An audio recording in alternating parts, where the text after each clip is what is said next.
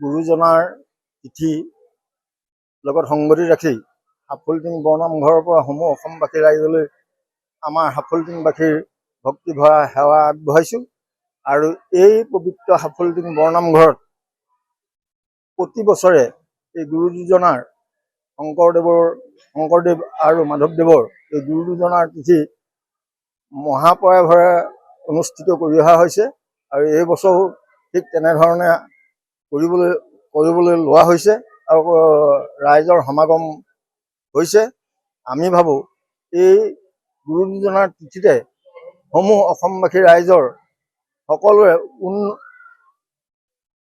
সকলোৰে মনৰ কামনাবোৰ ভগৱন্তই পূৰণ কৰক।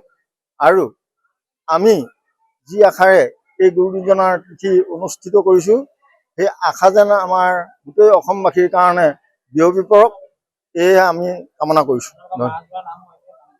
এই সাফল্টিং বৰনামঘৰত এই ভাদ মাহতো আমাৰ মাহ যোৱা কাৰ্যসূচীৰে নাম চলি থাকিব। আৰু এই নামৰ লগতে সংগতি ৰাখি শনি আৰু দেওবাৰ দিনা গধূলি আমাৰ দিহানামৰ ব্যৱস্থা কৰা হৈছে।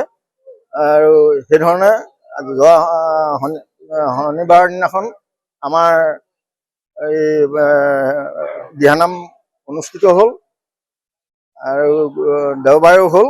আৰু কালিলৈ হয়তো শংকৰদেৱৰ তিথি বুলি আকৌ দিহানাম হ'ব পাৰে। জগতগুৰু যুগনায়ক শ্ৰীমন্ত শংকৰদেৱৰ এই আজি পুণ্য তিথিত বৃহত্তৰ সাফল্টিঙৰ অন্যতম তীৰ্থপীঠ, সকলোৰে শ্ৰদ্ধাৰ নত কৰা এই পুণ্যভূমি, মহিমামণ্ডিত তথা ঐতিহ্যমণ্ডিত সাফল্টিং বৰনামঘৰ আৰু কলাকৃষ্টি কেন্দ্ৰত 1955 চনৰ পৰা যেতিয়াৰ পৰা এই পুণ্যভূমি ইয়াত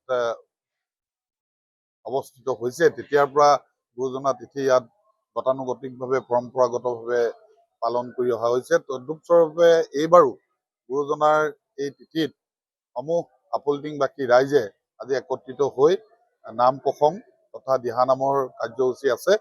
আমাৰ সকলো ভকত বৈষ্ণৱে আজি গুৰুজনাৰ তিথিত সমূহ অসমবাসী ৰাইজক পুনৰ শ্ৰদ্ধা জ্ঞাপন কৰিছোঁ।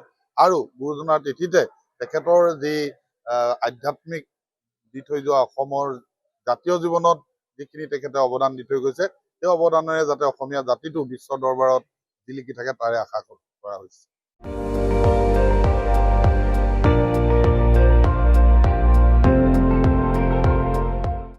আপুনি চাই আছে ND24, সৰ্বশ্ৰেষ্ঠ নহয় সৰ্বোত্তমৰ দৌৰত।